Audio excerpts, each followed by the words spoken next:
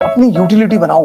Every day, every second, every hour. कौन गाली दे रहा है, कौन तारीफ कर रहा है, कौन खाने बुला रहा है, मतलब ही नहीं। अपना टाइम किसी को मत दो। पैसा दे दो, अकेले बैठे रहो अकेले। अपना दिमाग किसी को मत दो। तुमको अभी लग रहा है कि तुम बड़ी मेहनत कर रहे हो, कुछ नहीं करो। जो तुम पाने जा रहे हो ना, क्या ये मेहनत कुछ है ही नहीं। मेहनत है मार्च और अप्रैल में गेहूं काटना, मेहनत है दिसंबर की ठंडक में गन्ने के खेत में पानी लगाना। रात में तुम्हारे खेत में घुस गया, आलू उखाड़ उखाड़ के फेंक दिए। देखो भैया बदतमीजी ने कहा, नहीं मैं तो बता रहा हूँ। बाद में उसने उस पन्नों में लिखा, ये रात भर शराब पीता है।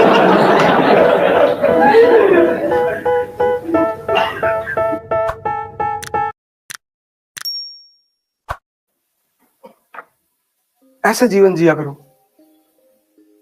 पर अगर तुम्हारे घर को लोग घेर लें तो छत पर पोजीशन ले लो, मार डालो बस 20 40 50 लोग। Self defence.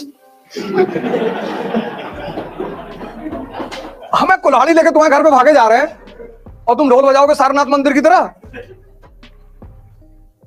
से महमूद जब सारनाथ मंदिर की तरफ जा रहा था तो वहां के लोग ढोल बजा रहे थे, वह प्रकट कृपाला दीन दयाला, उस जाके लूट लिया। अगर सब पोजीशन ले लिए होते खटाखट खटाखट। जो कहना है वो करना नहीं है, और जो करना है सिंपल। किसी से मत बताना कि मैं आईएएस की तैयारी कर, बताना ही मत। कोचिंग कहाँ जाते हो? वो एक लड़की आती है इसलिए। जिंदगी में कभी तुम ये मत दिखाना कि तुम बहुत सीरियस हो। सब तुम्हारे पीछे पड़ जाएंगे ना, रिश्तेदार, रिलेटिव, नेबर, सब। लोगों को एक दिन ऐसे ही सुबह उठे और पता चले कि 10th रैंक आई इसमें, नाम चेक किया, तुम्हारे पापा का नाम चेक किया, गांव देखा, भागे तुम्हारे घर की तरफ और तुम कह दिए कि हम तो शिरडी टेम्पल में जाते थे तो फ्री में जो है वो सब क्वेश्चन में दिखाई पड़ गया हमको सपने में।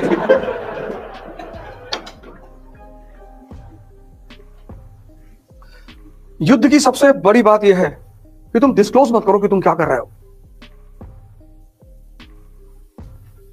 तभी जीतोगे। अगर युद्ध में तुम नजर में रहोगे सबकी तो मार दिए जाओगे। हिंदुस्तान के राजा क्यों मारे जाते? ये हाथी बैठ के लड़ते थे।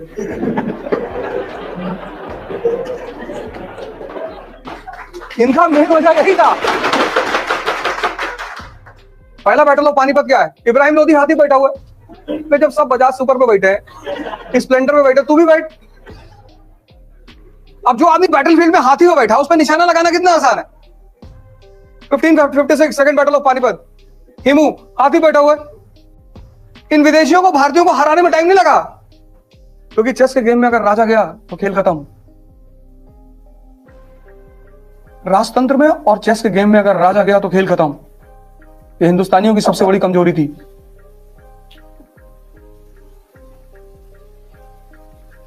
हिडन करके रखो अपने आप को, हिडन। पागल बनकर रहो, पागल। उल्टा करके अखबार पढ़ो कि लोग समझ लें कि पूरा पागल है, इससे तो कुछ हो ही नहीं पाएगा। तुम थोड़ी सी इज्जत पाने के चक्कर में, थोड़ी सी, बहुत थोड़ी सी, और सिर्फ थोड़ी सी इज्जत पाने के चक्कर में नहीं कि लोग मुझे गाली ना दें, इसलिए तुम बता देते हो कि मैं ऐसी तैयारी। देने दो गाली, देने दो। तो जो लोग तुम्हें गाली दे रहे हैं ना, जिस दिन तुम्हारा सिलेक्शन हो जाएगा, पहले लोग तुम्हारे घर भाग के आएंगे रोते हुए कि भैया ये खुशी के आंसू है, अब पता है। और तब तुम अपना हिसाब करना। तुम्हारी शक्ल है ना कुत्ते की तरह, कहेंगे हाँ अम्मा भी यही कहती है। ये देखो, ये मैं इतना लोगों को उदास देखता हूं। सोचो, दो डेड बॉडी सड़क पे पड़ी थी, कोई उठाने वाला नहीं था। वो लोग जिंदगी में एक फार्मूला नहीं समझ पाए। अपनी यूटिलिटी बनाओ। Every day, every second, every hour. कौन गाली दे रहा है, कौन तारीफ कर रहा है, कौन खाने बुला रहा है, मतलब ही नहीं। तुम्हारी प्रॉब्लम क्या है कि जब तुम्हें लोग गाली देते हैं उस पर तो तुम अटेंशन देते हो। तुम्हें लोग जब एंटरटेन करते हैं तुम उस पर भी अटेंशन देते हो। जब तुम तैयारी करने लगे, खूब सीरियसली आईएएस की तैयारी करने लगे, तुम्हें मजा आने लगा पढ़ाई में खूब, पड़ोस के लड़के को नहीं आ रहा है, अरे यार ये तो बर्मा बहुत पढ़ रहा है। बोले तब बोले बताते रुको। बोले वर्मा, बोले हाँ गोवा चलोगे?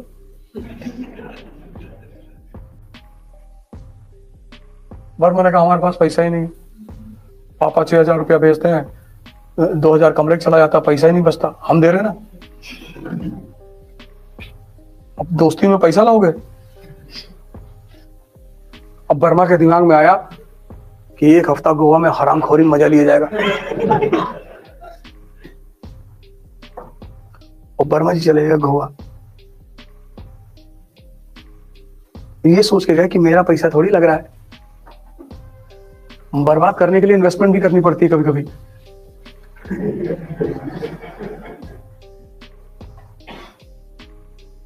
अपना टाइम किसी को मत दो, पैसा दे दो, अकेले बैठे रहो, अकेले। नहीं पढ़ने मन कर रहा है, 10-15 किलोमीटर पैदल चले आओ। अपना टाइम किसी को मत दो, अपना दिमाग किसी को मत दो। सब राजा नहीं बन सकते, क्योंकि राजा एक अलग चीज है, इसलिए उसको बंगला भी तो उसी तरह मिलता है। क्लर्क लोग कॉलोनी में रहते हैं, राजा बंगले में रहता है, टीएम बंगला। 10 एकड़ में डीएम बंगला, अंदर टेनिस कोर्ट है, बैडमिंटन कोर्ट है, स्विमिंग पूल है, अपने शहर के गोल्फ क्लब का मेंबर है वो, टोल टैक्स नहीं देता।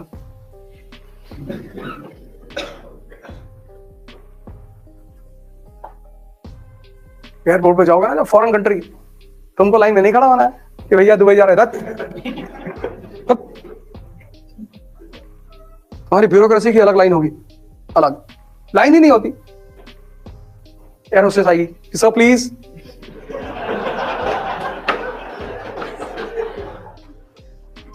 तुमको अभी लग रहा है कि तुम बड़ी मेहनत कर रहे हो, कुछ नहीं कर रहे हो। जो तुम पाने जा रहे हो ना, उसके आगे ये मेहनत कुछ है ही नहीं। और कौन सी मेहनत कर रहे हो? हिस्ट्री समझ रहे हो, उसमें कौन सी मेहनत है? मेहनत है हल चलाना खेत में, पढ़ना मेहनत नहीं है। मेहनत है मार्च और अप्रैल में गेहूं काटना, मेहनत है दिसंबर की ठंडक में गन्ने के खेत में पानी लगाना।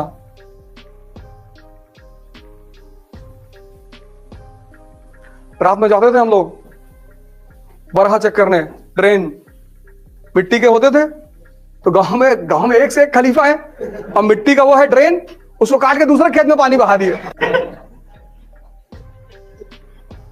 तो रात में 2 बजे जो है पिताजी बोलते थे कि भैया भैया जाओ चेक कर लो। अब फिर उसके बाद वो प्लास्टिक का पाइप आया, उसको काट दिए। गांव का जीवन बहुत चुनौतीपूर्ण है, बहुत। रात में तुम्हारे खेत में घुस गया, आलू उखाड़ उखाड़ के फेंक दिए, मटर काट डाले पूरी। और यही सब मजा है, वो भी करते हैं, हम भी करते हैं, और हम दोनों एक दूसरे को देख के मुस्कुराते हैं। पड़ोसी की भैंस गायब हो गई, भैया 1.5 लाख की लाए थे। अरे अरे कौन लेके चला गया? वो देख रहे हैं, कहने बहुत गलत हो जाएगा। क्या हम ले गए?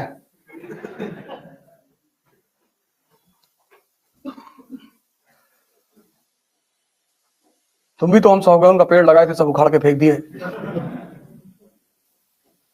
तो हिसाब तो बराबर होगा ही। होली चलेगी, बाद में चलेगी। तुम्हारा पोता पड़ता है दिल्ली में, सेंट मैरी में, 11:30 बजे छुट्टी होती।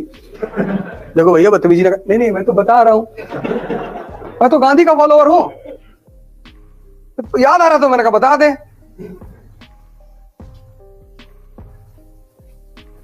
हमें कौन सा आईएएस देना है कि कैरेक्टर सर्टिफिकेट लगेगा? अब एक ही डर तो खत्म हो गया, कैरेक्टर सर्टिफिकेट। लेकिन मैं गांधी का पुजारी हूं, मुझे हिंसा से बहुत नफरत है। कोई मर जाए तो वो अलग बात है, हम तो मच्छर टहलते रहते, तुमसे कहते कि भैया चले आओ, देखो हमको काटो नहीं, हम मार नहीं पाएंगे तुमको, कि तुम जितनी लाइन मेरे बारे में लिखोगे मैं तुम्हें उतने सोने के सिक्के दूंगा। फिर तो उसी ने कहा अच्छा 20,000 लाइन लिख दी।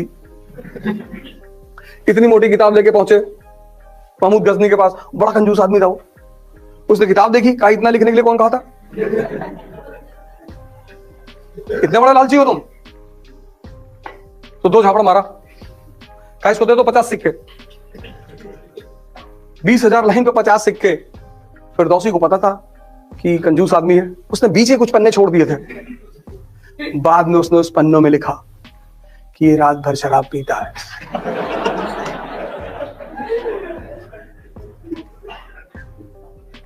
आदमी समझदार है बहुत, महमूद बहुत समझदार आदमी है, धर्म का इस्तेमाल करना जानता है अपने इंटरेस्ट को पूरा करने के लिए। सभी यही करते हैं।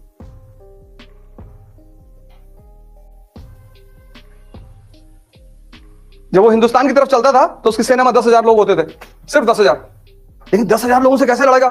तो जिहाद का नारा देता था वो। जैसे जिहाद बोलता था, मुसलमानों का इंटरेस्ट जुड़ जाता था। वो 10,000 की सेना 50,000 में बदल जाती थी। फ्री में लड़ रहे तो आओ। आम आदमी तो मार खाने के लिए पैदा हुआ है ना। इमोशनल मत हुआ करो।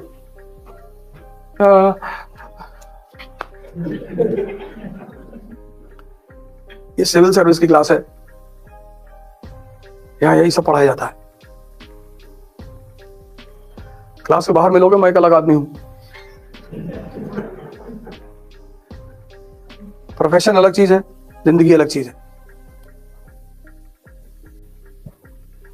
कल पता लगा तुम कलेक्टर बन गए और मैं मथुरा काशी के मंदिर का मूवमेंट चला रहा हूं। टेंशन मत लेना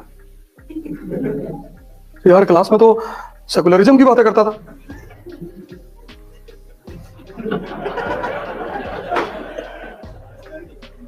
और लाठी चार्ज करने से पहले बता देना कि फायरिंग होने वाली है। मुझको इस सब्जेक्ट ने बर्बाद कर दिया।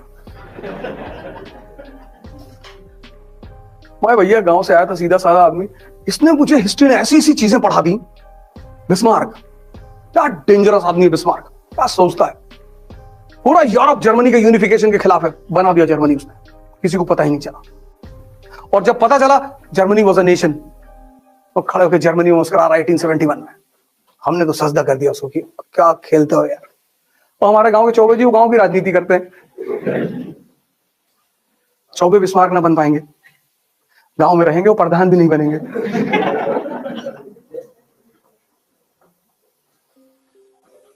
इतना जबरदस्त सब्जेक्ट है ये, इतना। लेकिन मेरे 2 ऑप्शन हो, दोनों विरोधाभासी, एक हिस्ट्री एक फिलॉसफी। एक ने पढ़ाया कि संसार माया है, तो एक बार विचार है कि यार हरिद्वार चले जाए।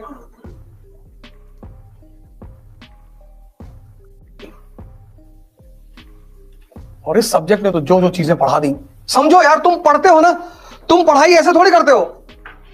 ऐसे पढ़े थे कि भारत पर रेगुलर इन्वेजन क्यों हो रहे थे? नहीं पढ़े थे, तभी तो तुम्हें इंटरेस्ट नहीं आ रहा था। And without interest you will never enjoy. Enjoyment का सीधा संबंध है इंटरेस्ट से। जब तुम समझते हो तो मजा आता है, इसलिए ज्यादा पढ़ाई होती है। जो तुम कहते हो ना कि मोमेंटम नहीं बन पा रहा है, एंथुसियाज्म नहीं आ रहा, उसकी वजह है तुम्हें इंटरेस्ट नहीं पैदा हो पा रहा है, क्योंकि तुम समझ नहीं रहे हो, तुम रट रहे हो, तुम कनेक्ट नहीं कर रहे हो। रात में 2 बजे तुम गाड़ी लेके चल रहे हो एक्सप्रेसवे पे, और पीछे तुम्हारे साथ 4 कमांडो AK-47 लेके चल रहे हैं, आराम से चलोगे तुम। ताकत, मोटिवेशन, उत्साह जो है मोटिवेशन सुन के नहीं आता, उत्साह आता है ताकत से। और ताकत 2 है, एक शारीरिक एक मानसिक। उसमें सबसे बड़ी है मानसिक। अगर तुमने स्टीफन हॉकिंस की फोटो देखी होगी, पूरा शरीर खराब है, बस दिमाग ठीक है। और उस आदमी को नोबेल प्राइज मिला। उसकी फोटो लगा लो अपने कमरे में, उससे बहुत इंस्पिरेशन मिलेगी तुमको। 3-4 लोगों की फोटो लगाओ, एक अंबेडकर की फोटो लगाओ, गांधी की लगाओ, लिंकन की लगाओ, अंबेडकर की तो जरूर लगाओ, भगत सिंह की लगाओ, विवेकानंद लगाओ। और जब भी तुम निराश हो ना, इन सारे फोटो को 2-2 मिनट देखो, सोचो इनके बारे में। सोचो कि मैं अंबेडकर हूं, क्लास के बाहर बैठा हूं, लोग मेरी बेइज्जती कर रहे हैं, लेकिन मैं पढ़ूंगा। बस तुरंत तुम ऊर्जा से भर जाओगे। अंबेडकर किसी जाति विशेष के नेता नहीं है। अंबेडकर पूरी दुनिया के हर उस आदमी के नेता है जो शोषित हो रहा है। ज्योतिबा फूले ने सिर्फ दलितों के लिए स्कूल नहीं खोला था, औरतों के लिए भी खोला था।